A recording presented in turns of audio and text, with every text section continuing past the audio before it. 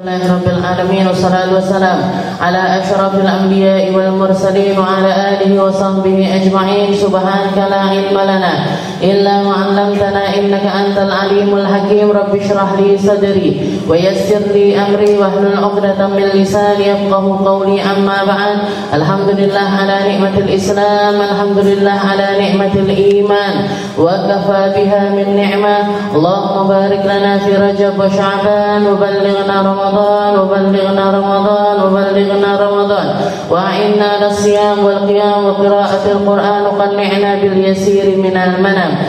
Alhamdulillah, segala puji bagi Allah Subhanahu wa Ta'ala yang menghadirkan kita, mendudukkan kita di hari-hari yang penuh berkah ini, sehari menjelang masuknya kita ke dalam bulan Ramadan, di mana Ramadan ini dianggap sebagai bulannya umatnya Nabi Muhammad sallallahu alaihi wasallam. Di dalam salah satu hadis dikatakan, Rajab syahrullah wa Sya'ban syahri wa Ramadan syahru ummati. Rajab bulannya Allah, Sya'ban bulannya Nabi Muhammad sallallahu alaihi wasallam, sedangkan Ramadan adalah bulannya umatnya Nabi Muhammad sallallahu alaihi wasallam. Bulan kita untuk memperbanyak amal, bulan kita untuk mencari perkara-perkara untuk menyelamatkan akhirat kita, bulan kita untuk menjadi hamba-hamba yang berjalan lebih cepat menuju kepada kebaikan-kebaikan, menuju kepada perkara-perkara yang indah, karena gaungan atau sesuatu yang digaungkan oleh Allah Ta'ala lewat lisannya para malaikat-malaikatnya. Dimulai dari awal Ramadan sampai akhir Ramadan, para malaikat semuanya menyerukan sambil mengatakan, ya baghiyal khair aqbil wa ya baghiyasy syarr aqsir. Wahai orang-orang yang nyari kebaikan, silahkan datang sekarang, silahkan lakukan yang terbaik di bulan ini. Sedangkan mereka-mereka yang masih ingin terkungkung di dalam keburukannya, aksir, menyerahlah kalian, pergilah kalian, menyingkirlah kalian.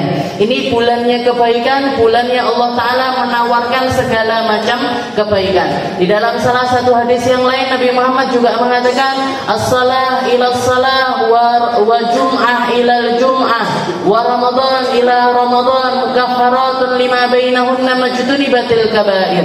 Sesungguhnya antara salat satu dengan salat yang lain, Jumat satu dengan Jumat yang lain, Ramadan satu dengan Ramadan yang lain akan menggugurkan semua dosa-dosa yang dilakukan di antaranya selama mereka menghindari dosa-dosa besar.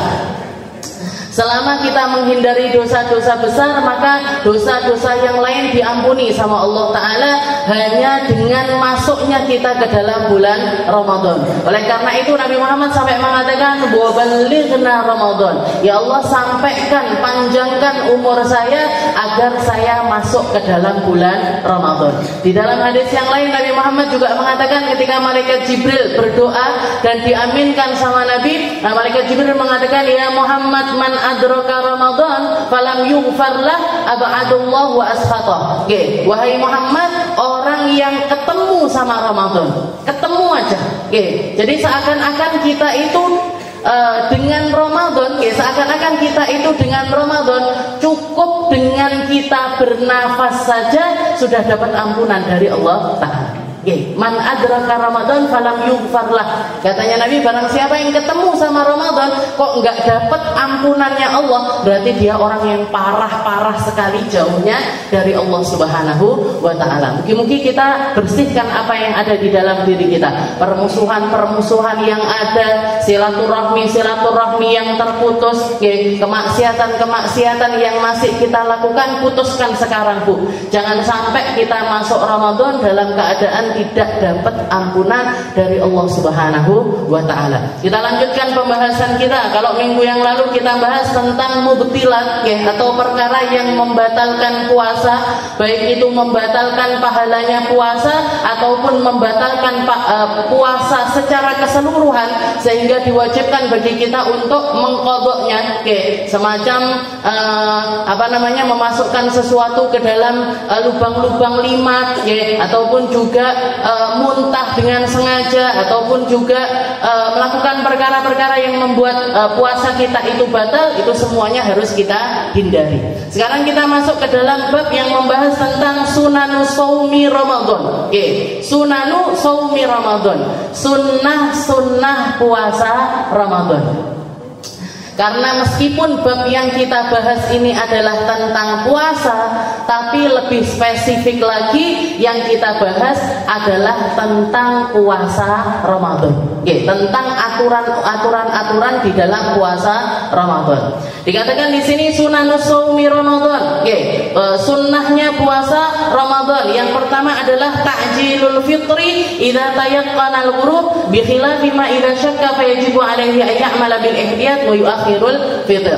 Sunnah yang pertama adalah cepat-cepat berbuka. Oke, cepat-cepat berbuka dengan catatan sudah yakin maghrib. Oke, dengan catatan sudah yakin maghrib. Lek durung yakin maghrib, ojo buka. Oke, ada nasar buka lain. Oke, ada duhur buka saja duhur pada buka. Oke, jadi cepat-cepat berbuka. Di dalam hadis Nabi Muhammad mengatakan la yazalu ummati bi khair ma'ajjalul fitr wa akharus sahur. Katanya Nabi, umatku ini masih akan tetap berada di dalam kebaikan selama mereka cepat-cepat berbuka dan mengakhirkan sahur. Jadi mengawalkan buka dan mengakhirkan sahur. Oke, la yazalu ummati bi khair. Katanya Nabi, umatku masih ada di dalam akidah yang benar, masih ada di dalam kebaikan selama mereka bercepat-cepat di dalam berbuka dan mengakhirkan sahur.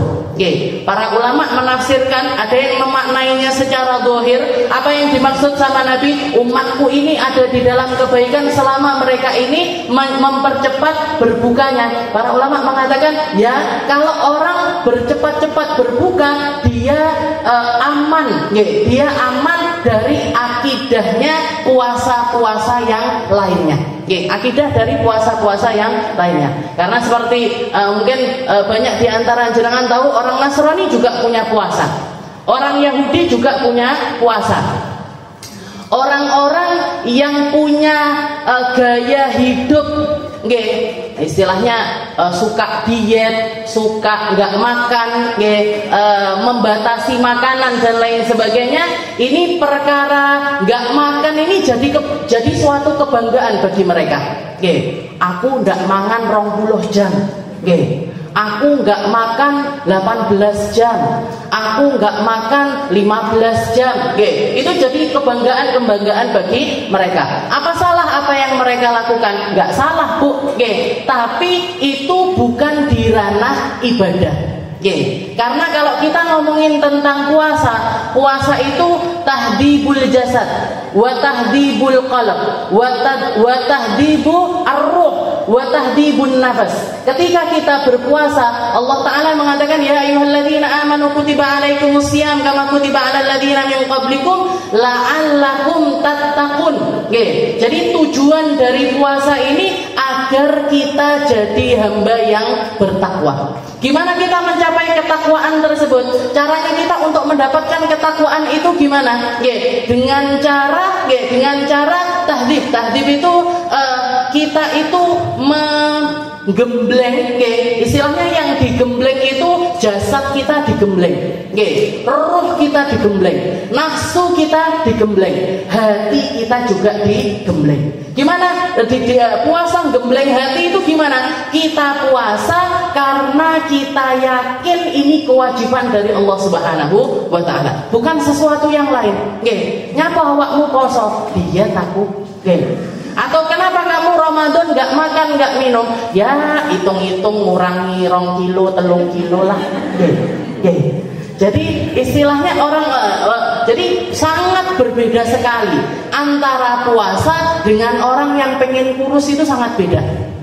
Antara puasa dengan seseorang yang pengen nurunin berat badan itu semuanya berbeda. Kalau orang-orang yang keinginannya tujuannya itu engko bodoh ben langsing, engko ben kelambiku sing lawas sisa tak gawe nek dan lain sebagainya. Dia cuman mendidik jasadnya saja. Ruhnya nggak terdidik, hatinya nggak terdidik, nafsunya juga tidak terdidik. Nafsunya tidak terdidik. Tapi dengan puasa, apalagi puasa Ramadan, ini semuanya dididik sama Allah Ta'ala. La'allakum tattaqun. Pikiranmu yang benar, hatimu yang benar, omonganmu yang benar, omonganmu yang benar.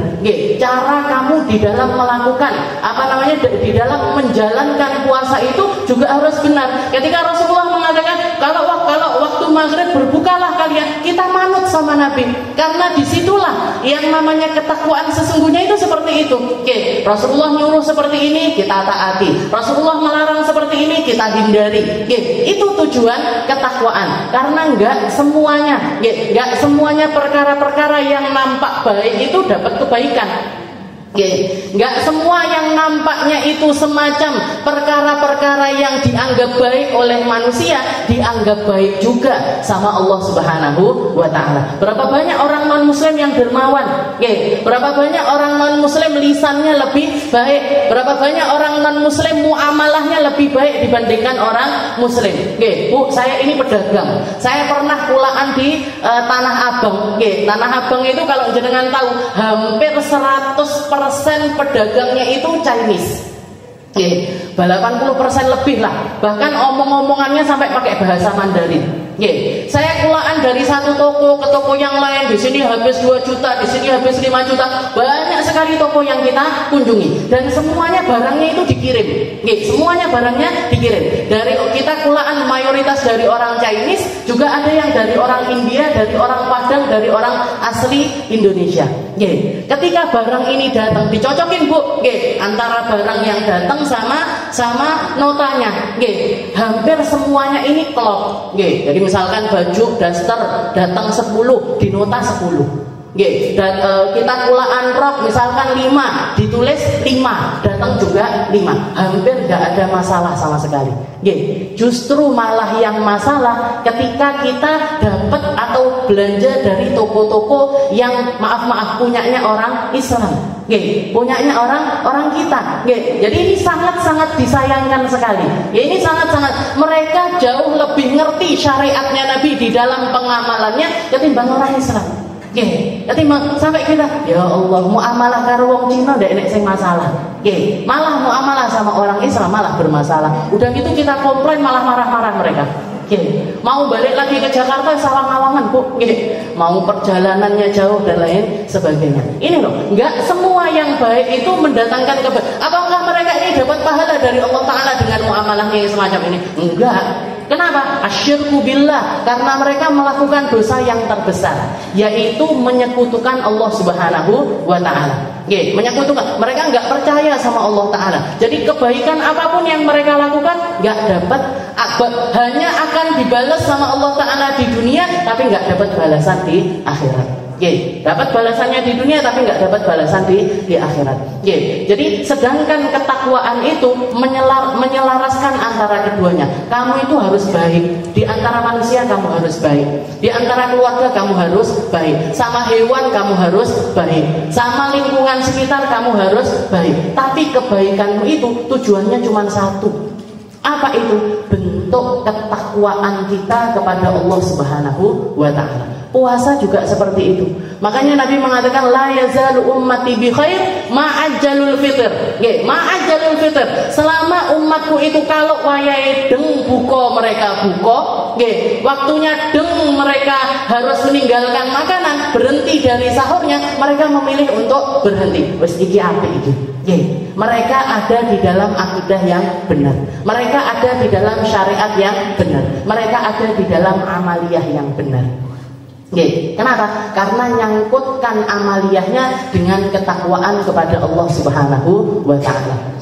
Ada juga yang menafsirkan yang dimaksud dengan lafaz hadisnya Nabi ini, la yazalu ummati bi khair ma'ajjalul fitr. Umatku ini akan tetap berada di dalam kebaikan selama mereka ini cepat-cepat berbuka, selama mereka cepat-cepat berbuka, alladzi huwa min sunnatin Nabi sallallahu alaihi wasallam. ketika mereka meyakini itu sebagai sunnahnya Rasulullah Shallallahu Alaihi Wasallam. Nyapa kamu buka adzan deng kamu minum atau makan kurma, ini yang diajarkan sama Nabi. Ini yang diajarkan sama Nabi. Ketika orang punya akidah semacam ini, aman bu akidahnya. Aman akidahnya. Jadi ketika kita berbuka bukan cuman karena selak luwe, enggak. Tapi karena Rasulullah mencontohkan cara berbuka dengan cara semacam ini. Para sahabat mengatakan Rasulullah itu nggak pernah sholat maghrib kecuali sudah batalin puasanya. Nggak pernah beliau itu mengakhirkan berbukanya sampai setelah sholat maghrib itu enggak. Walaupun cuman makan 1 biji kurma atau cuman seteguk air, tapi dibatalin dulu, baru setelah itu beliau sholat maghrib. Baru setelah itu beliau sholat maghrib. Jadi itu yang pertama, sunnah yang pertama, takjilul fitr. Cepet-cepet buka. Tapi sekali lagi, ojo kecepetan. Selama sudah yakin idza syakka fa yajibu alaihi yamal bil ihtiyat wa yuakhirul fitr. Tapi kalau datang keraguan, kita misalkan kalau lagi di rumah mungkin gampang pokoknya krungu azan yang masjid terdekat atau musala terdekat atau pakai HP Jadi ketika kita ada di lingkungan kita maka cukup gampang. Tapi mungkin yang perlu berhati-hati kalau jenengan lagi safar, lagi perjalanan mudik misalkan, apalagi kalau perjalanannya jauh, kayak misalkan jenengan berangkat lagi puasa-puasa berangkat umroh misalkan, naik pesawat, gimana ini? Bukanya kapan ini? Nggak bisa bu kita berbuka di atas pesawat pakai bukanya Jakarta, nggak bisa. Atau pakai waktu berbukanya Surabaya, nggak bisa. Harus nepati di mana tempat kita saat itu. Kalau di bawah, jadi negeri yang di bawahnya kita ini lagi berbuka berbarengan dengan kita ada di atas negeri tersebut, waktu itu kita waktunya untuk berbuka. Jadi tidak bisa pakai daerah terdekat. Kita misalkan saya orang Tulungagung, tak dari bukanya Jakarta ya. Tapi Jakarta lebih jauh, luwe suwi. Tak pakai waktunya daerah mana yang lebih cepat, nggak boleh. Tulungagung ya Tulungagung, Kediri ya Kediri, Surabaya ya Surabaya. Nanti ketika perjalanan juga seperti itu, ketika mau berbuka, menjelang waktu berbuka, wes adzan apa durung daerah sini. Kalau sudah adzan di daerah itu silahkan makan. Kalau belum, maka ditunda dulu sampai yakin masuknya waktu maghrib di tempat tersebut. Itu yang pertama. Yang kedua, as-suhur walau bijur'atin ma. Wa yadkhul waqtu suhur min muntasifil lail. Lalu yang kedua, ketika kita puasa juga sunnah untuk sahur. Sunnah untuk melaksanakan ibadah sahur. Bahkan Rasulullah mengatakan, tasahharu ayyuhan nas, tasahharu fa inna fis sahuri barakah. Wahai umatku, sahur kalian. Karena di dalam sahur itu ada makanan keberkahan. Bahkan dikatakan salah satu makanan yang gak ada hisapnya di sisi Allah Ta'ala, makan sahur. Lek buka malah dihisap tuh. Ada hisapnya, ada pertanyaannya. Tapi kalau sahur nggak ada hisapnya. Jadi makanya sahur. Kita as-sahur walau bijur'at, walaupun cuma seteguk air. Maka disunnahkan untuk sahur. Wa yadkhul waqtu min muntasifil lail. Dan sebenarnya sahur itu sudah bisa dilakukan dari pertengahan malam. Jadi setengah malam yang kedua, jenengan makan apapun, minum apapun, diniatkan ataupun nggak diniatkan, sudah dapat pahalanya sahur. Sudah dapat pahalanya sahur. Jadi misalkan muntasifil lail ini berarti gimana? Misalkan maghrib jam 6, maghrib jam 6, subuh jam 5, jam 4 Jadi misalkan maghribnya jam 6, subuhnya jam setengah 4, jam 4 lah gampangnya kita hitung 6, 7, 8, 9, 10, 11, 12 1, 2, 3, 4 berarti malam ini 10 jam. 5 jam terakhir itu kalau kita makan atau minum yang besoknya kita puasa itu sudah dapat pahala sahur. Jadi berarti 6, 7, 8, 9, 10, 11. Di atas jam 11 dengan makan ataupun minum apapun itu sudah terhitung kita sahur. Jadi sahur itu bisa dilakukan min muntasifil lail, dari pertengahan malam yang kedua. Dari pertengahan malam yang kedua. Tapi sunnah yang ketiga, takhirus sahur bihaitsu la yakhshut takhir. Lebih sunnahnya lagi, sahur dilakukan mepet menjelang subuh. Jadi sahur dilakukan mepet menjelang subuh. Tapi sekali lagi, bihaitsu la yakhshut takhir, sekiranya enggak berlebihan di dalam mengakhirkan. Jangan sampai azan subuh pentole sek nang lambung. Jangan sampai azan subuh ini giginya masih istilahnya selilitan reno-reno. Ayam lah, bayam lah, kangkungnya nemplek semuanya di mulut padahal sudah azan subuh. Ini keterlaluan mengakhirkannya. Katanya ketika Sayyidah Aisyah ditanya, ini Rasulullah ini ketika mengakhirkan sahur ini sampai seberapa? Katanya Sayyidah Aisyah, binahwi khamsina ayah. Rasulullah masih bisa ngaji sekitar 50 ayat mu'tadilah, sekitar 50 ayat yang enggak terlalu panjang, enggak terlalu pendek. Kalau terlalu pendek itu inna a'tainakal kautsar washolli li rabbika wanhar inna syani'aka huwa, itu ayat pendek-pendek sekali. Jadi ayat-ayat mu'tadilah itu semacam yang ada di dalam surat Al-Baqarah awal-awal itu. Jadi itu Rasulullah masih bisa ngaji sekitar 50 ayat. Kalau dijami sekitar 15 sampai 10 menit sampai 15 menit sebelum azan subuh. Makanya kalau di Indonesia ada yang namanya imsak. Nah, ketika imsak itu Bu, usahakan sudah enggak makan, sudah enggak minum. Jadi imsak bunyi itu bisa mungkin kita sudah enggak makan, sudah enggak minum. Kalau bapak-bapak sudah enggak ngerokok.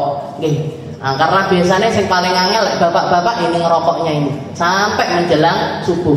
Azan sekepul-kepul. Kan dari asapnya aja katanya. Jadi jangan sampai seperti itu. Jadi diakhirkan ini sampai seberapa? Sampai sekitar 10 sampai 15 menit sebelum azan subuh. Itu batas akhir dari kita sahur. Batas akhir dari kita sahur. Kalau Rasulullah pernah mengatakan, ulu idza sami'tum adzan Abdullah bin Ummi Maktum wa trukut ta'am, katanya Nabi, kalian makanlah, masih boleh makan kalau dengar. Dulu di zaman Nabi itu adzan itu 2 kali. Ada adzannya Abdullah bin Ummi Maktum, ada adzannya Sayyidina Bilal bin Rabah. Katanya Nabi kalau sudah dengar adzannya Abdullah bin Ummi Maktum masih boleh makan. Tapi kalau dengar adzannya Sayyidina Bilal berarti sudah nggak boleh makan. Nah, antara adzannya Sayyidina Abdullah bin Ummi Maktum dengan Sayyidina Bilal itu sekitar setengah jam. Ini masih dilestarikan di Madinah. Jangan kalau berangkat ke Madinah jangan kaget tengah malam sudah adzan. Ini bukan adzan subuh, tapi adzan qiyamul lail. Adzan bangun malam, adzan untuk ngingetin orang sahur, sahur atau bangun malam. Itu yang ketiga, takhirus sahur bihaitsu la yakhshut takhir. Setelah itu 3. Yang keempat, al-fitru ala rutobin witron. Setelah itu ketika kita berbuka, usahakan yang pertama kali masuk adalah kurma basah. Usahakan yang pertama kali masuk adalah kurma basah. Meskipun ngelak banget, meskipun kita itu sudah yang istilahnya yang parah itu hausnya, tapi usahakan yang masuk pertama kali itu rutob atau kurma basah. Fayuqaddimuhu awalan, diawalkan dulu rutobnya, witron dan witir. Witir itu 1, kalau kurang 3, kalau kurang 5, kalau kurang 7, kalau kurang 9, seterusnya. 21 boleh saja, monggo. Mau makan kurma 21 sak kotak langsung dintekne, sing penting witir boleh. Jadi witran fayuqaddimu awalan fa illam yajid fabusrin fatamar fama zamzam fama'in fahulu fahalwa. Jadi urutannya kalau bisa kurma basah dulu. Kalau nggak ada kurma basah, kalau nggak ada kurma basah, kurma kering, kurma yang sudah dikeringkan, fabusur. Setelah itu fatamer. Tamer itu paling sempurnanya kurma, paling sempurnanya kurma. Jadi nggak basah sekali, karena kalau basah itu biasanya cepat busuk. Jangan kalau bawa rutop dari Arab Saudi itu kan biasanya bertahan paling cuman semingguan.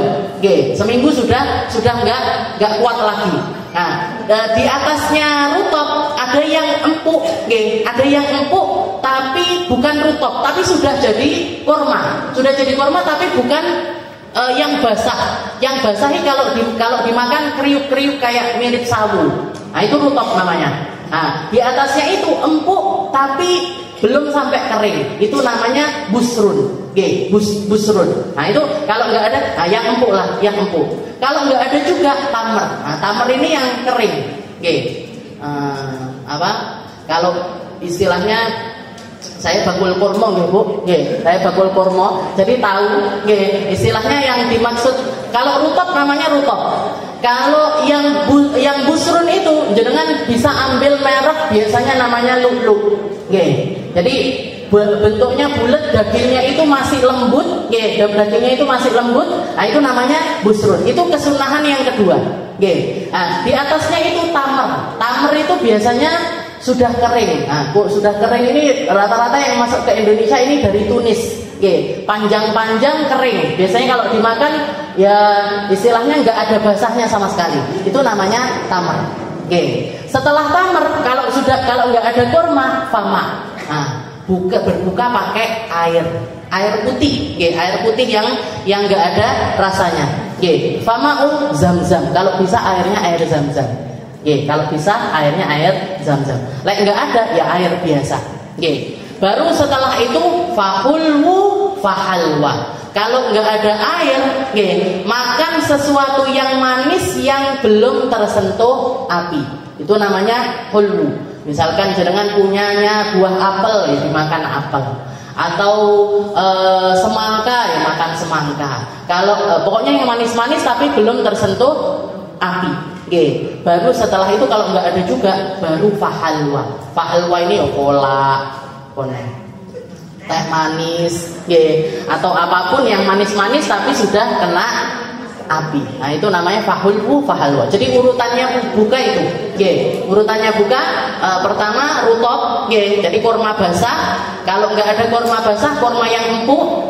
Kalau nggak ada kurma yang empuk, kurma yang kering. Kalau nggak ada kurma yang kering, air zam-zam. Kalau nggak ada air zam-zam, air biasa. Kalau nggak ada air biasa, hulwu, yang manis tapi nggak kesentuh api. Baru setelah itu, jadi pola ini terakhir, Bu. Ojo didisik nih. Jadi jenengan war takjil itu, sampai perang takjil itu, nah itu semuanya udah kesentuh api, itu terakhir dewi. Itu opsi paling akhir. Nah, ini urutannya berbuka paling bagusnya semacam ini. Seperti yang disunahkan sama Nabi Muhammad SAW. Famin rutab, fal busur, fatamar, zamzami fama, fahulwu thumma halwa, lakal fitr. Seperti yang dikatakan sama Sahibuz Zubat. Dikatakan di dalam Nadam urutannya semacam itu. Itu yang keempat. Ini kesunahan yang keempat. Setelah itu kesunahan yang kelima, al-ityan bidu'ail iftar. Al-ityan bidu'ail iftar. Baca doa berbuka puasa. Baca doanya kapan? Baca doanya setelah ada yang masuk ke perut. Setelah makan kurma atau setelah minum air, baru kita baca doa berbuka.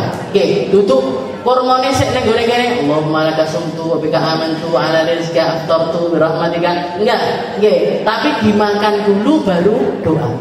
Dimakan dulu baru doa. Kenapa? Karena kalau kita doa dulu baru berbuka, ini maknanya nggak pas, Bu. Allahumma laka sumtu masih pas. Ya Allah, karenamu saya puasa. Wa bika amantu, dan juga aku beriman kepadamu.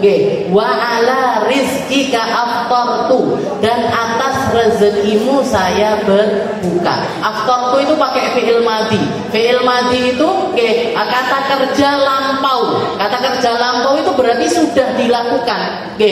Wa ala rizkika aftartu, dan atas rezekimu ya Allah saya berbuka.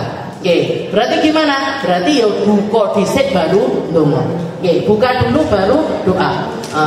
Ditambahi kalau mau nambahi, dahabat dhama waqtallatil uruq, hilang sudah dahaga saya ya Allah. Ini rongga-rongga tenggorokan sudah teraliri dengan air. Wa tabatal ajr insyaallah, dan di dalam kesemuanya insyaallah ada pahala-pahala dari Allah. Alhamdulillahilladzi a'anani fasumtu wa razaqani fa aftartu.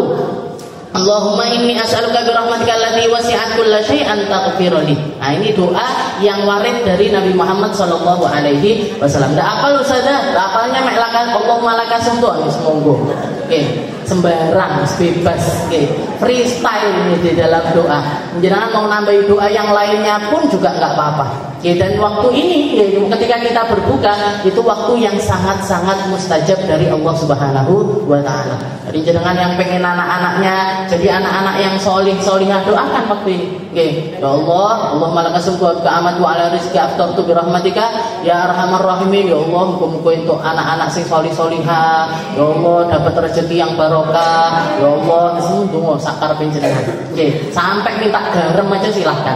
Ya Allah, garam entek gitu. Monggo.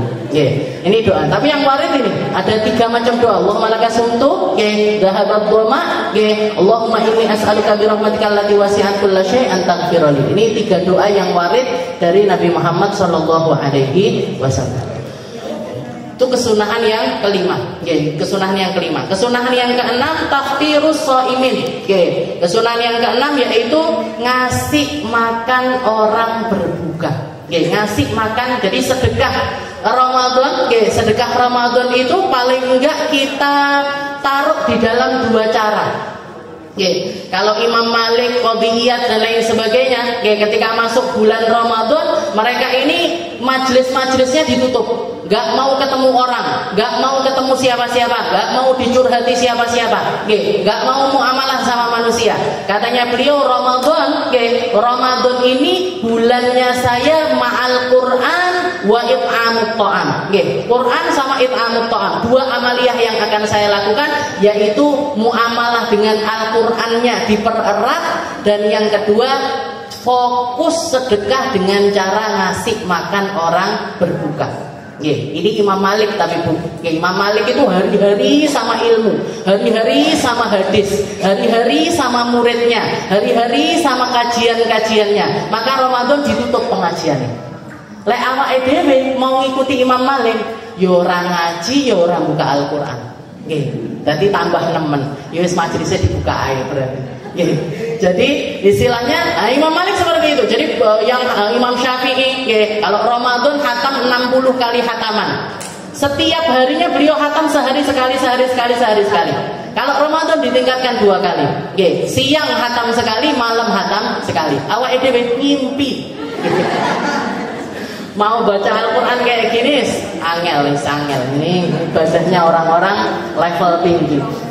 Jadi, tapi paling enggak kita dapat ini Bu, taftirus shaimin, ngasih makan orang buka. 5 fihi minal ajril kabir, karena tawaran pahala yang sangat besar.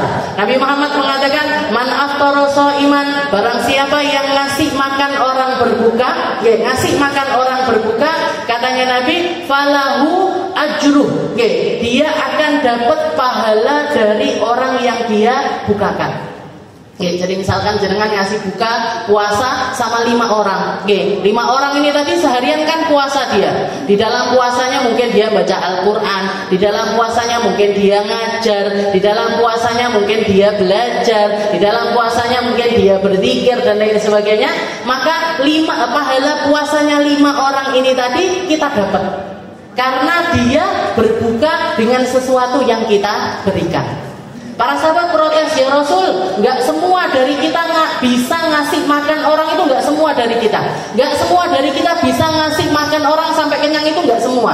Oke, katanya Nabi, pahala ini didapatkan walaupun yang kalian kasih itu tamroh, oke, 1 biji kurma atau 1 teguk air. Oke, 1 teguk air atau 1 biji kurma, kamu dapat pahala ini. Oke, kalau ngenyangin orang, kalau ngasih makan orang sampai kenyang, lebih besar lagi pahalanya. Oke, katanya Nabi, orang tersebut dijanjikan sama Allah Ta'ala dengan air, dengan minuman dari telaga layat mau ba'daha abada. Yang kalau dia sudah minum dari air itu, gak akan pernah kehausan selamanya. Berarti apa? Dijamin minum dari telaganya Nabi, dijamin masuk ke dalam surganya Nabi. Dapat jaminan itu sudah kalau sampai ngenyangin orang. Tapi kalau kita nggak bisa sampai ngenyangin orang sekalipun, yang penting ngasih buka puasa sama orang. Bagi-bagi kurma.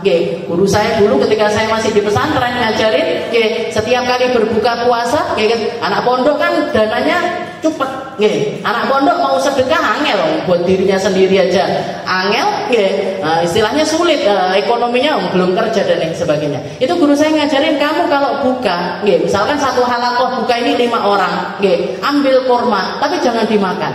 Kurma ini kasihkan ke sebelah, yang sebelah kasih ke sebelahnya lagi, sebelah kasihkan ke sebelahnya lagi.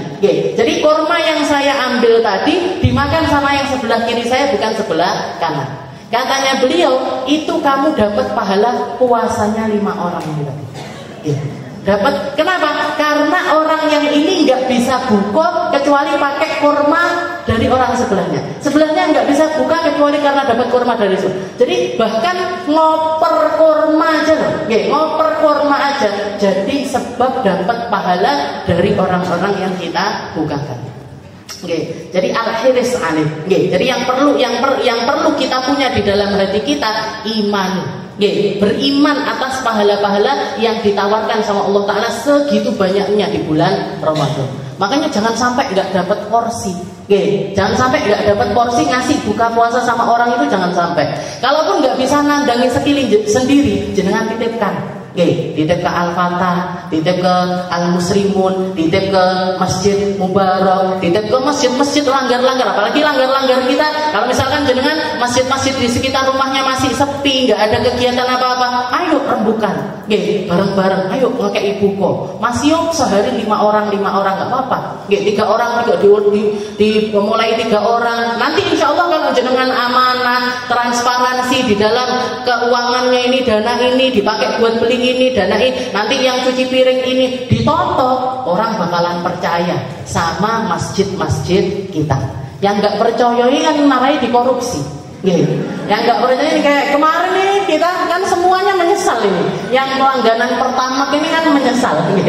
Saya termasuk. Marai diajari Nabi dulu, kalau motormu awet, beliau pertama itu bersih di masjid. Ini setelah tahu yuk tiba kan gelo malian, tapi ndak tuku kipiye, tapi kok malah ke situ. Tapi Rasul ini ngasih makan orang berbuka, ngasih makan orang berbuka yang amanah. Jadi semuanya itu, kalau jenengan benar-benar di dalam beramal, dapat pahalanya dari Allah. Itu kesunahan yang keenam. Kesunahan yang ketujuh, al-irtisal minal janabah qabla al-fajr. Kalau misalkan kita itu maaf junub, atau berhadas besar di malam-malam Ramadan, usahakan mandinya sebelum subuh. Usahakan mandinya sebelum subuh. Walaupun di madhabnya Imam Syafi'i, kalaupun mandinya setelah subuh, puasanya tetap sah. Puasanya tetap sah walaupun misalkan mandinya setelah subuh. Pernah datang satu sahabat laki-laki berdiri di depan pintu rumahnya Nabi Muhammad SAW. Setelah itu mengatakan kepada Nabi, ya Rasul, inni usbihu junuban wa inni uridu siyam. Katanya sahabat tersebut, ya Rasul, saya tadi masuk ke waktu subuh masih dalam keadaan junub, tapi saya pengen puasa. Tadi saya subuh junub ya Rasul. Nggih. Tapi saya pengen puasa hari itu. Katanya Sayyidah Aisyah, saya mendengar perkataan laki-laki tersebut di balik pintu. Jadi orangnya berdiri di depan pintu, Sayyidah Aisyah di dalam rumah. Tapi suaranya itu kedengeran sama Sayyidah Aisyah. Akhirnya jadi dalil ini. Dijawab sama Nabi. Rasulullah mengatakan, faqala Nabi, wa ana usbihu junuban fa'aghtasil wa asum. Katanya Nabi, bukan cuma kamu yang kayak gitu, bukan cuma kamu yang kayak gitu. Saya juga sering istilahnya saya juga ketika subuh, masuk waktu subuh itu masih dalam keadaan junub. Setelah itu saya mandi, setelah itu saya puasa. Jadi dijawab sama Nabi bifi'li. Dijawab jawabannya itu bukan ora popo poso pangga, gak apa-apa, gak batal puasanya, enggak. Tapi Rasulullah mengatakan, wah ini saya sendiri usbihu junuban, saya masuk di waktu subuh dalam keadaan junub, setelah itu saya mandi, setelah itu saya puasa. Ini yang jadi dalil bahwasanya orang dalam keadaan hadas besar sekalipun, kalau dia puasa, puasanya tetap sah. Yang penting malamnya sudah niat. Jadi jenengan misalkan haid, sudah tinggal dikit, tinggal sedikit. Ketika orang-orang sahur, jenengan nggak dibangunin karena dikira masih haid. Apabila ibu-ibu biasanya nggak masak. Ini biasanya anak-anak perawan-perawan itu panggah turu, masih sahur nggak dibangunin, dikira masih haid. Ternyata masuk waktu subuh sudah bersih. Sudah bersih darahnya, gimana ini? Wajib mandi, wajib mandi. Puasa enggak? Wajib puasa, wajib puasa, wajib imsak. Tapi kalau malamnya dia enggak niat, puasanya tetap wajib diqodho. Tapi dia wajib imsak karena dia hari itu sudah dalam keadaan wajib puasa. Tapi batalnya puasa ini karena sesuatu yang lain, yaitu karena dia nggak niat. Makanya kalau sudah akhir-akhir haid itu, niatkan, Bu, ya Allah saya niat puasa, ya Allah saya niat puasa. Nah, kalau misalkan kita yakin darahnya itu berhenti sebelum masuk waktu subuh, sebelum masuk waktu subuh, maka puasa hari itu meskipun misalkan kita belum mandi atau mandinya setelah subuh, puasa hari itu tetap sah. Tapi kalau nggak diniatkan nggak sah. Kalau nggak diniatkan tidak sah. Nah, ini orang junub juga seperti itu. Jadi misalkan malamnya junub, sampai waktu subuh belum mandi, belum mandi, gimana ini puasa hari itu batal apa enggak? Enggak. Yang penting habis itu mandi, habis itu sholat subuh. Habis itu sholat subuh. Itu sunnah yang ketujuh. Jadi ightisal minal janabah qabla al-fajr. Mandi dari junub sebelum fajar, khurujan minal khilaf. Untuk keluar dari khilaf yang mengatakan itu enggak sah. Walika yabda shaumuhu tahiran. Juga agar kita memulai puasa kita dalam keadaan suci. Itu yang ketujuh. Yang kedelapan, al-ightisal kulla lailah min layali Ramadan ba'dal maghrib likay yanshaqu lil qiyam. Setelah itu juga ada kesunahan mandi setiap malam. Mandi setiap malam setelah maghrib sebelum sholat isya. Jadi setelah maghrib sebelum sholat isya itu ada kesunahan mandi. Biar apa? Biar sholat isya sama tarawehnya kita dalam keadaan seger. Karena orang biasanya, orang puasa itu kan lemes. Orang puasa itu kan lemes. Habis makan semangat. Habis makan semangat. Tapi karena kalau kepenuhan makan ngantuk. Akhirnya tarawih ngantuk, witirnya ngantuk, ngerungokne kultum yo ngantuk, malah bubrah malah.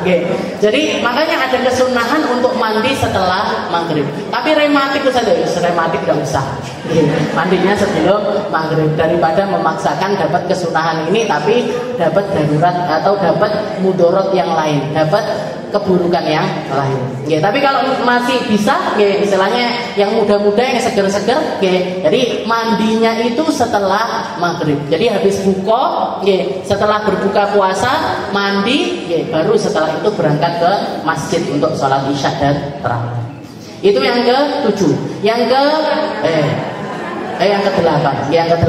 Yang ke-9 al-muhafadzah ala salati tarawih. Ini termasuk kesunahan yang paling besar, yaitu menghidupkan malam-malam kita dengan sholat tarawih.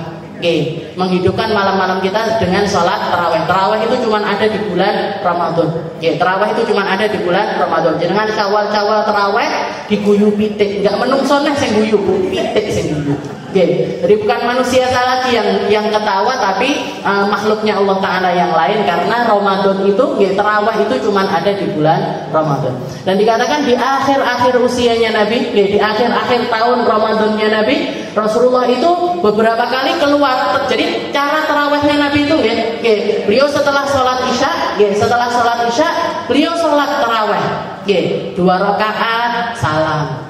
Nanti setelah salam ngaji, zikiran, doa. Habis itu baru berdiri lagi, sholat lagi. Jadi bahkan antara satu sholat ke sholat yang lain ini bisa makan waktu 15 menit. Ini jenengan mesti nggak melo absen lagi. Terawih boleh sing paling cepat. Tapi Rasulullah itu makanya dinamakan tarawih. Tarawih ini apa sih? Sholat ringan, yang sering kali diselingi dengan roha. Roha itu nyantai-nyantai, sholat sing nyantai. Jadi menikmati sama sholat. 2 rakaat, nanti duduk, zikiran, ngaji, baca doa, berdiri lagi. Diikuti sama sahabat. Sahabat ikut hari pertama, hari kedua, hari ketiga, diikuti sama para sahabat. Bahkan dari hari 1, hari kedua yang datang tambah banyak.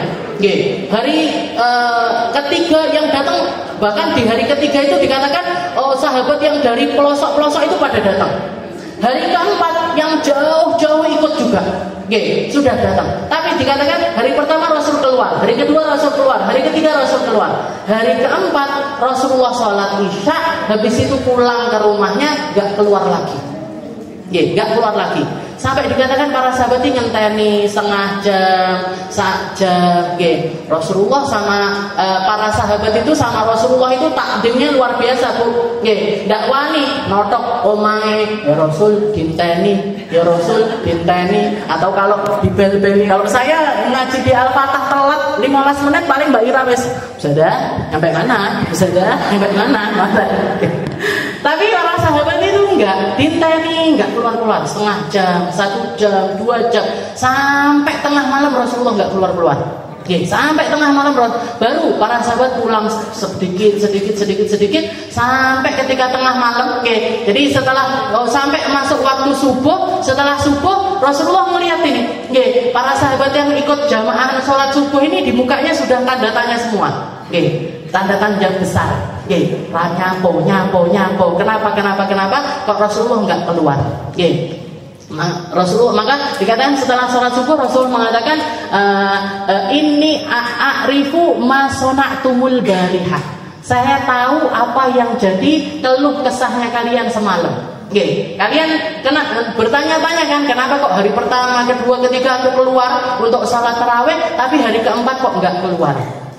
Katanya Nabi, saya wa ma mana'ani an akhruj, saya itu memilih untuk enggak keluar untuk sholat tarawih agar Allah Ta'ala tidak mewajibkan tarawih atas kalian. Biar tarawih ini enggak jadi wajib. Karena kalau wajib dilakukan dapat pahala, enggak dilakukan dosa. Tapi kalau sunnah, yang melakukan dapat pahala, yang enggak melakukan enggak dapat dosa.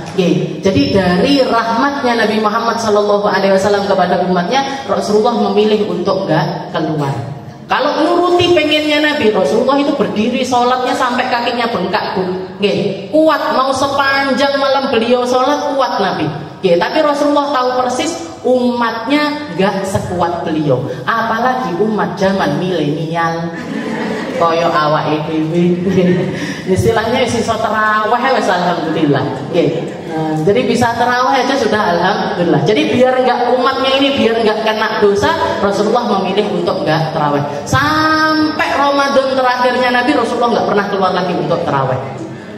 Baru dihidupkan lagi. Jadi para sahabat apa enggak tarawih berarti? Tarawih, Bu. Tapi tarawihnya sendiri-sendiri. Nanti di pojok sana sholat pakai sak juz. Nanti yang di pojok sana sholat 2 juz. Pojok sana ngatamin Al-Quran. Pojok sana, sahabat tetap terawih, tapi terawihnya sendiri-sendiri.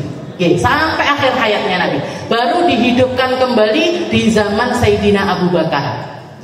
Atas idenya Sayyidina Umar. Jadi Sayyidina Umar itu ngobrol-ngobrol, ngajak rembukan sama para sahabat yang sepuh-sepuh, Abdullah bin Mas'ud, Abdullah bin Umar, Abdullah bin Abbas, Sayyidina Ali, Sayyidina Abu Bakar, diajak rembukan. Jadi dikatakan dulu itu di zaman Nabi ini kan kita pernah terawih. Kita pernah terawih, modelnya begini, diajarkan sama Nabi caranya, modelnya dan lain sebagainya, rokaatnya.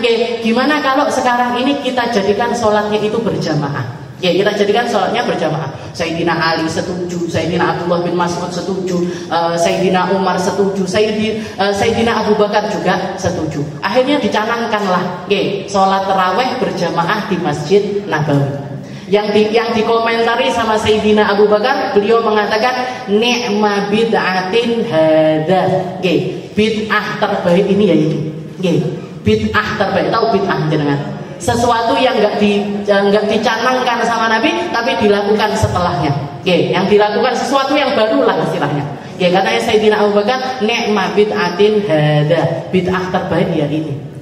Berarti kan nggak semua bid'ah dolalah. Gak semua dolalah finnar, gak semua bid'ah itu masuk neraka. Selama sesuatu itu baik, ada dalil, ada ujung dalilnya. Entah itu pakai Al-Quran, entah itu pakai Al-Hadis, entah itu pakai ijma'nya ulama, entah itu pakai kiasnya ulama, itu bisa menjadi sebuah bid'ah. Dan bid'ahnya ini sesuatu yang baik. Bid'ahnya itu sesuatu yang baik. Jadi nggak semua bid'ah itu dolalah, nggak semua bid'ah itu sesat. Ini komentarnya Sayyidina Abu Bakar. Komentarnya Sayyidina Ali, beliau mengatakan setelah wafatnya Sayyidina Umar dan dilihat semua masjid-masjid yang ada di Madinah ini bikin taraweh, di Masjid Jin bikin taraweh, di Masjid Qiblatain bikin taraweh, di Masjid Quba bikin taraweh, di semua masjid-masjid yang ada di Madinah bikin taraweh. Katanya Sayyidina Ali, Allahumma nawwir dhariha Umar. Ya Allah, cahayailah kuburannya Sayyidina Umar kama nawwara masajidana, sebagaimana dia telah membuat masjid-masjid kita ini bercahaya. Sebagaimana Sayyidina Umar, berkat idenya Sayyidina Umar, ini masjid-masjidnya kaum muslimin ini semuanya bercahaya dengan sholat-sholat tarawih. Itu doanya Sayyidina Ali. Jadi tarawih ini salah satu, makanya tadi yang saya ceritakan, Rasulullah keluar sehari kedua, ketiga, hari keempat beliau nggak keluar. Itu hadisnya itu dhaif, hadisnya itu lemah. Tapi hadis lemah ini dikuatkan dengan amaliyahnya kaum muslimin. Tempat mana yang nggak diadakan tarawih? Masjid mana yang nggak diadakan tarawih? Daerah mana yang di situ kalau ada kumpulan orang muslim, mereka puasa Ramadan terus nggak melakukan sholat tarawih? Nggak ada. Jadi hadis dhaif ini dikuatkan dengan amaliyahnya kaum muslimin mulai dari zamannya Sayyidina Abu Bakar atas idenya Sayyidina Umar bin Khattab. Itu tarawih. Caranya gimana? Terserah. Minimalnya tarawih berapa? 2 rakaat. Tapi yo jorong rakaat nemen banget dengan tarawih 2 rakaat. Jadi 2 rakaat itu minimnya tarawih itu 2 rakaat. Paling banyaknya tarawih 20 rakaat. Paling banyaknya tarawih 20 rakaat. Nah itu yang diajarkan sama Rasulullah SAW. Dan dikatakan ini juga yang dimaksud dari perkataannya Nabi, man qama Ramadan imanan wahtisaban ghufira lahu ma taqaddama min dzambi. Barang siapa yang menghiasi malam-malam Ramadannya dengan penuh keimanan, dengan penuh kesabaran sampai akhir Ramadan, istiqomah tarawih, dia akan mendapatkan pengampunan dari Allah Ta'ala. Ghufira lahu. Jadi dosanya dia sebelumnya semuanya dihapuskan sama Allah. Kalau iman, penuh keimanan dan istiqomah sampai akhir Ramadan. Enggak buat kaum yang tarawihnya mendang-mending. Wis awal tok ae lah, tengah tok ae lah, akhir tok ae lah. Enggak, tapi yang istiqomah sampai akhir Ramadan. Itu kesunahan yang ke-9. Setelah itu yang ke-10, yang ke-10 ta'akkudul muhafadzah ala salatil witir. Setelah itu juga disempurnakan tarawihnya dengan sholat witir. Katanya Nabi, man lam yutar falaisa minna. Barang siapa yang enggak sholat witir bukan golongannya Nabi. Makanya di mazhabnya Imam Malik sholat witir itu hukumnya wajib. Karena katanya Nabi, malam yutir falaisa minna, yang enggak sholat witir bukan bagiannya umatnya Nabi. Jadi di mazhabnya Imam Malik hukumnya wajib. Tapi di mazhabnya Imam Syafi'i hukumnya adalah sunnah muakkadah, sunnah yang ditekankan. Nah, minimalnya sholat witir berapa? 1 rakaat. Minimalnya witir itu 1 rakaat. Tapi makruh kalau istiqomah 1 rakaat terus. Sawitiran piro siji. Berapa lama? Sebulan saya witir siji. Nah, kalau istiqomah 1 rakaat istilahnya sampai berhari-hari, itu hukumnya jadi makruh. Kok yo medit men witir cuma 1 rakaat. Nah, 1 rakaat itu minimalnya. Boleh ditambahi jadi 3, boleh ditambahi jadi 5, boleh ditambahi jadi 7. Maksimalnya 11 rakaat. Maksimalnya adalah 11 rakaat. Nah, itu untuk sholat witir. Kapan masuknya waktu? Masuknya waktu begitu kita selesai sholat isya. Jadi jangan kalau sudah sholat isya sudah bisa melakukan witir. Kalau belum sholat isya ndak iso witir. Ngenteni imam suwi banget tak witiran di lah. Ndak iso. Sholat isya dulu baru setelah itu witir. Kalau tarawih yo sholat isya, ba'diyah isya, tarawih baru witir. Tarawih baru witir. Jangan sampai kita dapat tarawih tapi nggak ba'diyah isya. Karena pahalanya ba'diyah isya sama tarawih besaran ba'diyah isya. Nah, saya kadang-kadang guyu kalau ada orang habis sholat isya lingguh-lingguh, nanti tarawih baru berdiri. Nah, ini loh sholat ba'diyah ini loh sama sholat tarawih pahalanya besaran sholat ba'diyah. Karena ba'diyah isya itu termasuk rawatib, istilahnya salah satu sholat rawatib yang nggak pernah ditinggalkan sama Nabi. Lafis safar, lafil hadar. Ketika beliau di rumah ataupun bepergian selalu tetap dilakukan sama Nabi. Dan perbedaan witir Ramadan sama witir di selain Ramadan 3. Perbedaannya. Anah utusan nufi jamaah. Kalau witir Ramadan disunnahkan dilaksanakan dengan berjamaah. Sunnah dilaksanakan dengan berjamaah. Dilakukannya gimana? Jadi kalau misalkan jenengan minimalnya witiran, kita ambil yang 3 lah. Jadi sholat witir itu ada 3 cara. Ada 3 cara. Ada yang namanya wasal, ada yang namanya fasal, ada yang digabung. Langsung 3 rakaat sekaligus. Langsung 3 rakaat sekaligus itu boleh. Itu namanya sholat witir dengan cara wasal. Nyambung. Rakaat 1, rakaat 2, rakaat 3 tanpa duduk tahiyat awal. Itu cara yang pertama. Cara yang kedua sama wasal juga nyambung, tapi pakai tahiyat awal. Tapi yang kedua ini cara yang menyalahi sunnah karena terlalu mirip dengan sholat maghrib.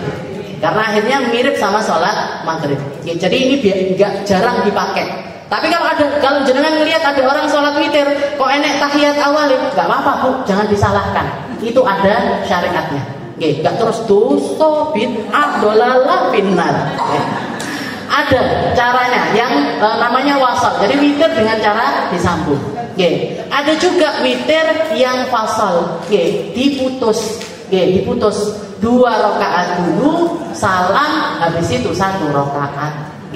Biasanya wong NU, jadi 2 rakaat salam, habis itu berdiri lagi 1 rakaat. Nah, itu namanya fasal, dipisah. Gimana ini semuanya benar, nggak ada yang salah, semuanya ada syariatnya. Semuanya ada syariatnya. Kalau ada syariatnya berarti apa? Pernah semuanya dicontohkan sama Nabi. Yang wasal ada contohnya, yang fasal ada contohnya, yang pakai tahiyat awal ada contohnya, yang nggak pakai tahiyat awal juga ada contohnya. Nah, itu caranya. Nah, perbedaannya sholat witir di Ramadan sama selain Ramadan, yang pertama dilakukan jamaahan. Kalau witir jenengan di selain Ramadan itu enggak sunnah jamaahan. Tapi boleh kalau jenengan pengen sholat tarawih witir jamaahan boleh.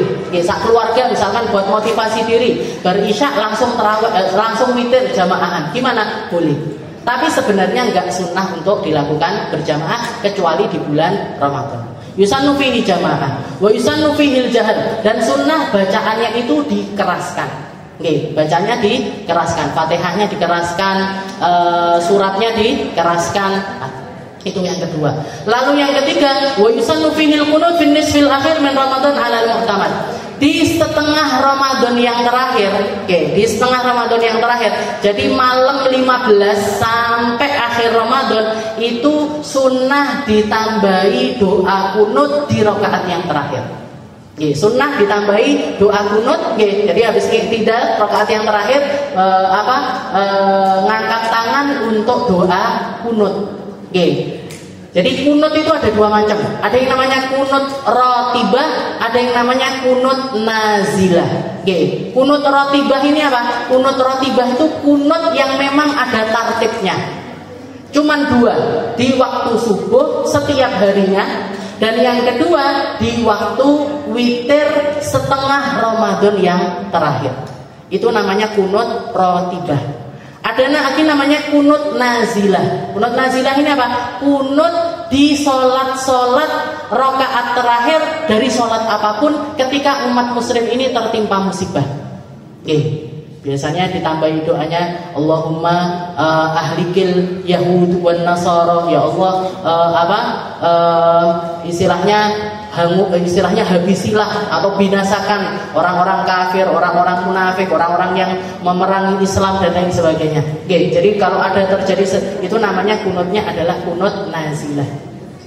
Boleh dilakukan di sholat wajib, boleh dilakukan di sholat sunnah, pokoknya di rakaat yang terakhir. Jadi ini sunnah yang ke-10, yaitu pakai witir. Yang ke-11 al-ikthar min tilawatil Quran bitadabbur. Yang ke-11 adalah memperbanyak baca Al-Quran bitadabbur, dipakai di tadabburi.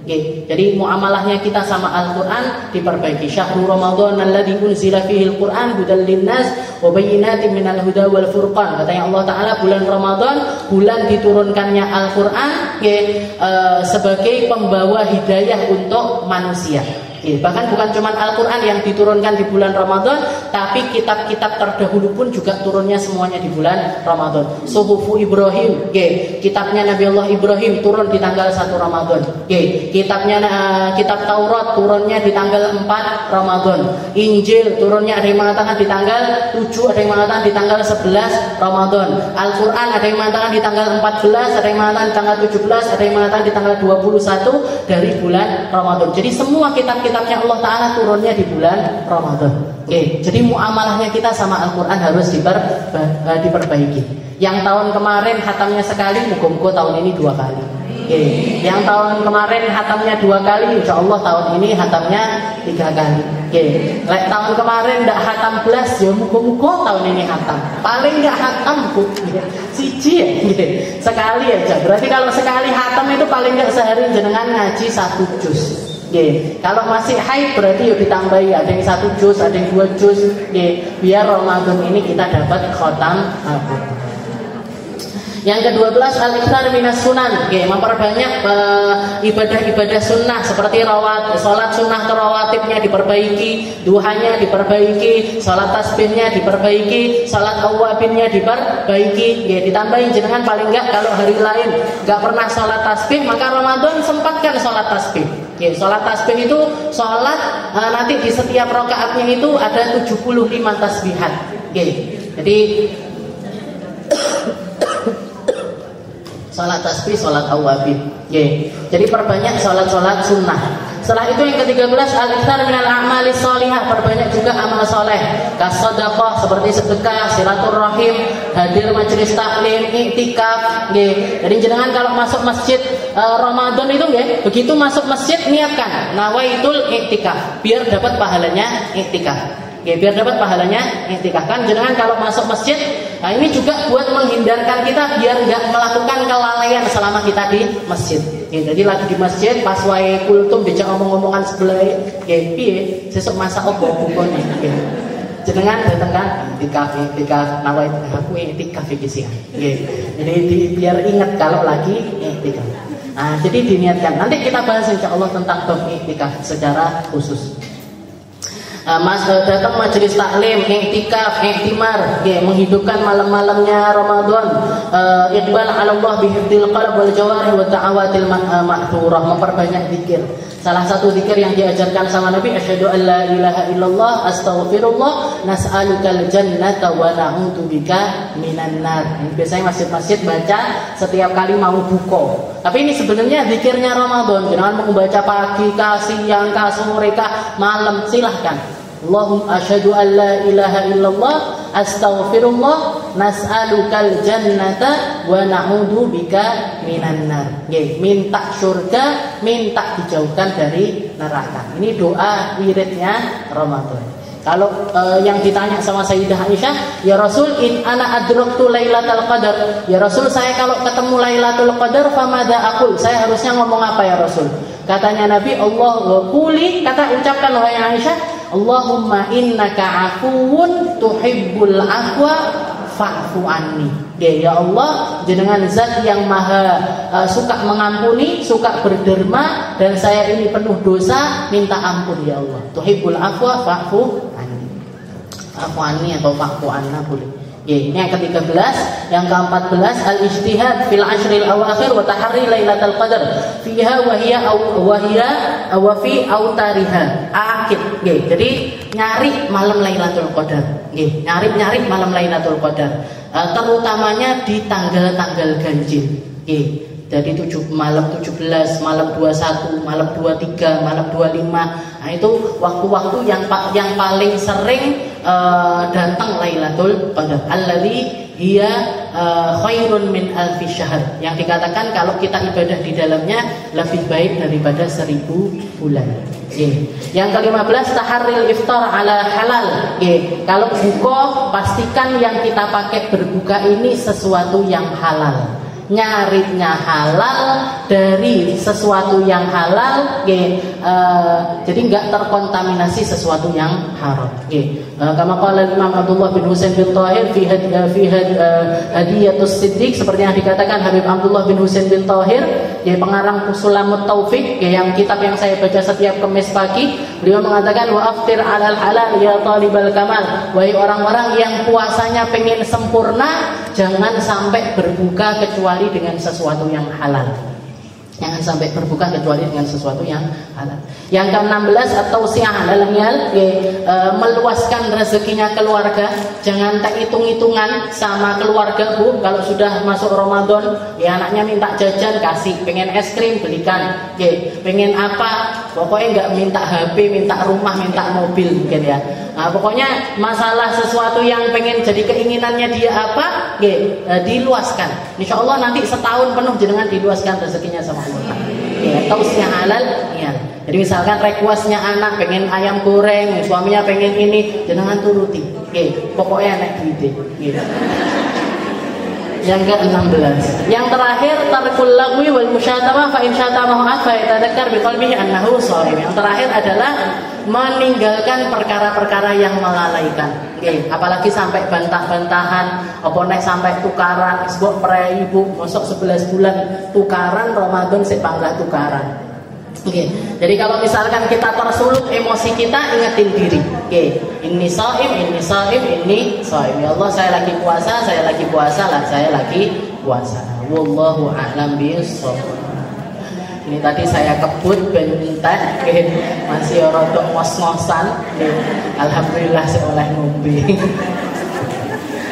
Nanti insya Allah kita lanjutkan pertemuan selanjutnya bab iktikaf. Nanti saya ingin bahas tentang iktikaf, tentang zakat, tentang Idul Fitri. Insya Allah ada waktunya. Insya Allah dikasih panjang umur semuanya sama Allah Ta'ala, dikasih kelancaran di dalam ibadah puasanya, dikasih kesehatan dohir dan batinnya, dikasih rezeki yang halal barokah, bisa dipakai untuk berjuang, bisa dipakai untuk sedekah, bisa dipakai untuk ngasih buka puasa kepada orang-orang sekitar kita, bisa jadi hamba-hamba yang lebih bermanfaat.